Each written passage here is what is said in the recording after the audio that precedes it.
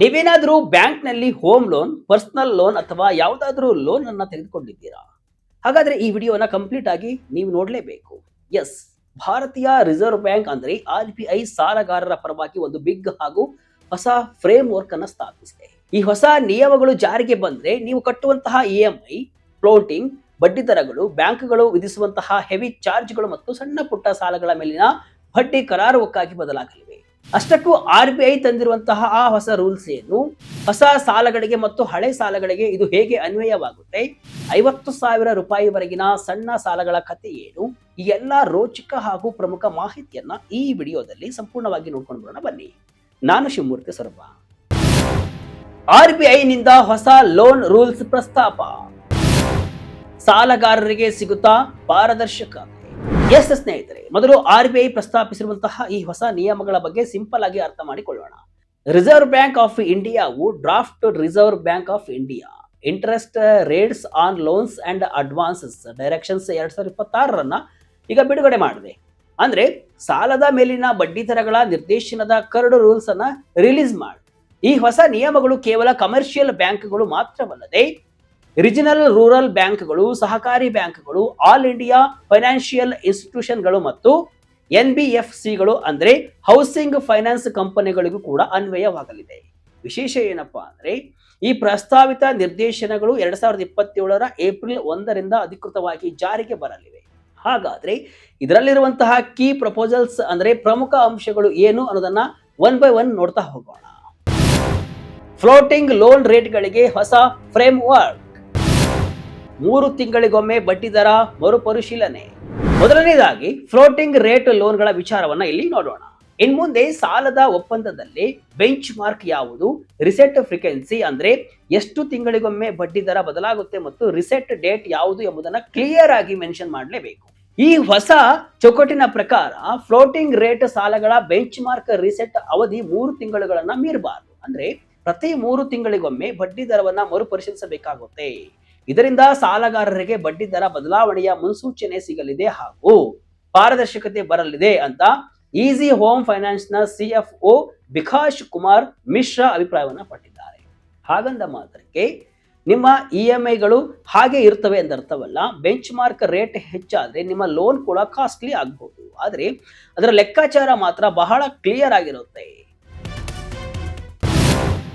ಬ್ಯಾಂಕ್ಗಳು ಸ್ಪ್ರೆಡ್ ಮನ ಬಂದಂತೆ ಹೆಚ್ಚಿಸುವಂತಿಲ್ಲ, 3 ವರ್ಷಗಳ ಕಾಲ ಇರಬೇಕು ದರ ಸ್ಥಿರತೆ. ಇನ್ನು ಎರಡನೆಯ ಅತ್ಯಂತ ಪ್ರಮುಖ ಅಂಶವೇನಪ್ಪಾ ಅಂದ್ರೆ ಸಾಲದ ಮೇಲೆ ವಿಧಿಸುವ ಸ್ಪ್ರೆಡ್ ಅಂದ್ರೆ ಬಡ್ಡಿ ದರದ ಮೇಲಿನ ಹೆಚ್ಚುವರಿ ಮೊತ್ತದ ಮೇಲಿನ ನಿಯಂತ್ರಣ. ಸಾಮಾನ್ಯವಾಗಿ ಬೆಂಚ್ ಮಾರ್ಕ್ ಜೊತೆಗೆ credit risk premium, operating cost ಮತ್ತು ಬಿಸಿನೆಸ್ ಸ್ಟ್ರಾಟಜಿ ಸೇರಿಸಿ ಸ್ಪ್ರೆಡ್ ನಿರ್ಧರಿಸಲಾಗುತ್ತೆ. ಸಾಲಗಾರನ ಕ್ರೆಡಿಟ್ ಪ್ರೊಫೈಲ್ ಬದಲಾದರೆ ಮಾತ್ರ ಕ್ರೆಡಿಟ್ ರಿಸ್ಕ್ ಪ್ರೀಮಿಯಂ ಬದಲಾಗಬಹುದು. ಆದರೆ ಉಳಿದ ಸ್ಪ್ರೆಡ್ ಘಟಕಗಳನ್ನ ಫ್ಲೋಟಿಂಗ್ ರೇಟ್ ಸಾಲಗಳ ಮೇಲೆ ಸತತ 3 ವರ್ಷಗಳವರೆಗೆ ಬದಲಾಯಿಸುವಂತಿಲ್ಲ. ಮೊದಲ ವಿತರಣೆ ಅಥವಾ ಕೊನೆಯ ಸ್ಪ್ರೆಡ್ ಪರಿಷ್ಕರಣೆಯಿಂದ 3 ವರ್ಷಗಳವರೆಗೆ ಇದು ಅನ್ವಯವಾಗುತ್ತೆ. ಇದರಿಂದ EMI ಏರಿಳಿತಗಳನ್ನ ಅರ್ಥ ಮಾಡಿಕೊಳ್ಳುವುದು ಸಾಲಗಾರರಿಗೆ ತುಂಬಾ ಸುಲಭವಾಗಲಿದೆ ಅಂತ JSA ಅಡ್ವೊಕೇಟ್ಸ್ ನ ಪಾಲುದಾರ ಸಿದ್ಧಾರ್ಥ ಮಂಚಂದ ಕೂಡ ತಿಳಿಸಿದ್ದಾರೆ. 50,000 ವರೆಗಿನ ಸಾಲಗಳಿಗೂ ಹೊಸ ರೂಲ್ಸ್, ಫೀಸ್ ಸ್ಟ್ಯಾಕ್ ಮೇಲೆ RBI ಕಣ್ಣು. ಇನ್ನು ಮೂರನೇದಾಗಿ ಸಣ್ಣ ಮೊತ್ತದ ಸಾಲಗಾರರಿಗೆ RBI ದೊಡ್ಡ ರಿಲೀಫ್ ಅನ್ನ ನೀಡಲು ಮುಂದಾಗಿದೆ. 50,000 ರೂಪಾಯಿವರೆಗಿನ ಪರ್ಸನಲ್ ಲೋನ್ ಅಂದ್ರೆ ಸ್ಮಾಲ್ ವ್ಯಾಲ್ಯೂ ಲೋನ್ಗಳು ಮತ್ತು ಮೈಕ್ರೋ ಫೈನಾನ್ಸ್ ಸಾಲಗಳ ವಾರ್ಷಿಕ ಶೇಕಡಾವಾರು ದರ ಅಂದ್ರೆ APR ಮೇಲೆ ಸ್ಪಷ್ಟ ಮಿತಿಯನ್ನ ಹೇರಲು RBI ಪ್ರಸ್ತಾಪಿಸಿದೆ. ಈ APR ನಲ್ಲಿ ಬಡ್ಡಿ ದರ ಮಾತ್ರವಲ್ಲದೆ ಇತರೆ ಎಲ್ಲಾ ಚಾರ್ಜ್ಗಳು ಮತ್ತು ಫೀಸ್ಗಳು ಸೇರಿರುತ್ತವೆ. ಸಣ್ಣ ಮೊತ್ತದ ಸಾಲಗಳಲ್ಲಿ ಅಸಲಿ ಬಡ್ಡಿ ದರಕ್ಕಿಂತ ಹೈಡ್ ಆಗಿರುವ ಫೀಸ್ ಸ್ಟ್ಯಾಕ್ ದೊಡ್ಡದಾಗಿರುತ್ತೆ. ಇನ್ನು ಮುಂದೆ ಎಲ್ಲವನ್ನೂ ಕೂಡ ಒಂದೇ ನಂಬರ್ ಅಡಿಯಲ್ಲಿ ತರುವುದರಿಂದ ಸಾಲದ ನಿಜವಾದ ವೆಚ್ಚ ಎಷ್ಟು ಎಂಬುದು ಗ್ರಾಹಕರಿಗೆ ಸ್ಪಷ್ಟವಾಗಿ ಗೊತ್ತಾಗುತ್ತೆ. ಬಡ್ಡಿ ಲೆಕ್ಕಾಚಾರದಲ್ಲೂ ಸಿಗಲಿದೆ ಸ್ಟ್ಯಾಂಡರ್ಡ್ ರೂಲ್.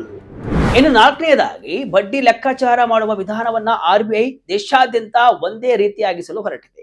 ಇನ್ನು ಮುಂದೆ ಹೆಚ್ಚಿನ ಎಲ್ಲಾ ಸಾಲಗಳಿಗೆ ತಿಂಗಳ ರೆಸ್ಟ್ ನಲ್ಲಿ ಬಡ್ಡಿಯು ಲೆಕ್ಕ ಹಾಕಲ್ಪಡುತ್ತೆ ಮತ್ತು ಇದು ಪ್ರತಿದಿನ ಇಳಿಯುವ ಬ್ಯಾಲೆನ್ಸ್ ಅಂದ್ರೆ ಡೈಲಿ ರಿಡ್ಯೂಸಿಂಗ್ ಬ್ಯಾಲೆನ್ಸ್ ಮೇಲೆ ಆಕ್ಚುಯಲ್ ಡೇ ಕೌಂಟ್ ಕನ್ವೆನ್ಷನ್ ಪ್ರಕಾರ ಲೆಕ್ಕ ಹಾಕಲಾಗುತ್ತೆ.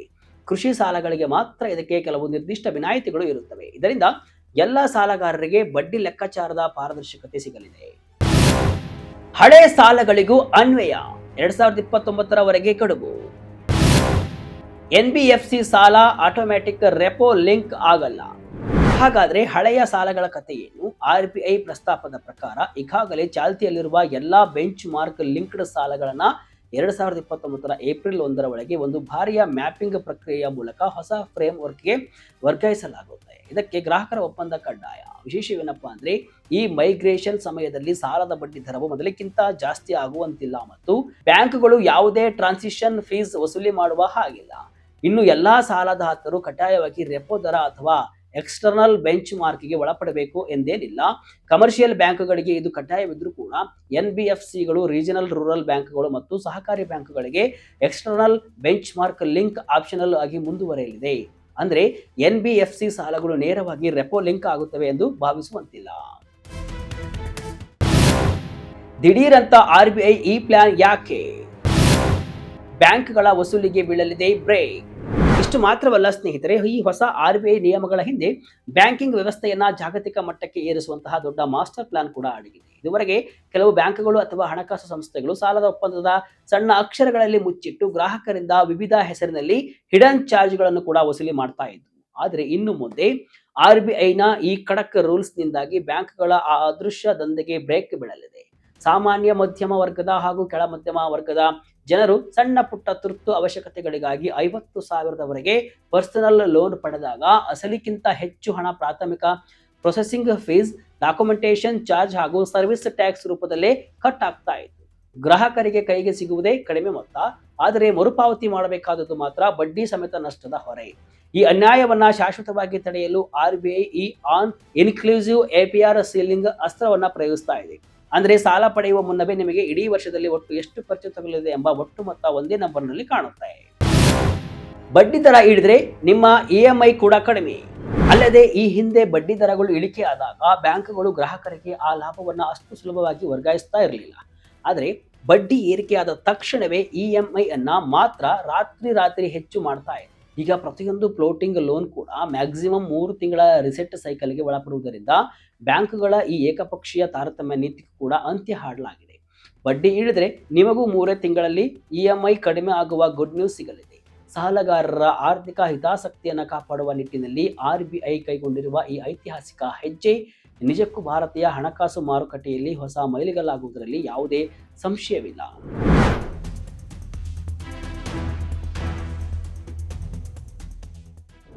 ನಲ್ಲಿ RBI ತಂದಿರುವಂತಹ ಈ ಹೊಸ ಲೋನ್ ಪ್ರೈಸಿಂಗ್ ಫ್ರೇಮ್ ವರ್ಕ್ ಸಾಲಗಾರರ ಪಾಲಿಗೆ ಒಂದು ಪಾರದರ್ಶಕ ಮತ್ತು ಸಮಾಧಾನಕರ ಹೆಜ್ಜೆಯಾಗಿದೆ. ಈ ಹೊಸ ಸಾಲಗಳಿಗೆ 2027 ಏಪ್ರಿಲ್ 1 ಮತ್ತು ಹಳೆ ಸಾಲಗಳಿಗೆ 2029 ಏಪ್ರಿಲ್ 1 ನೀಡಿರುವಂತಹ ಈ ಸಮಯಾವಕಾಶವು ಬ್ಯಾಂಕ್ಗಳಿಗೆ ಸಿಸ್ಟಮ್ ಅಪ್ಡೇಟ್ ಮಾಡಲು ಸಹಾಯವನ್ನ ಮಾಡಿದೆ. ಇದರಿಂದ ಬಡ್ಡಿಯ ಬಲೆಯಲ್ಲಿ ಒದ್ದಾಡುವವರಿಗೆ ಒಂದಿಷ್ಟು ನಿರಾಳತೆ ಸಿಗಬಹುದು. ಬ್ಯಾಂಕ್ ಸಾಲಗಳ ಈ ಹೊಸ ನಿಯಮಗಳ ಬಗ್ಗೆ ನಿಮ್ಮ ಅಭಿಪ್ರಾಯಗಳು ಏನು? ಕಮೆಂಟ್ ಮೂಲಕ ನಿಮ್ಮ ಅನಿಸಿಕೆಯನ್ನು ತಿಳಿಸಿ. ಇದಿಷ್ಟು ಇವತ್ತಿನ ವಿಶೇಷ.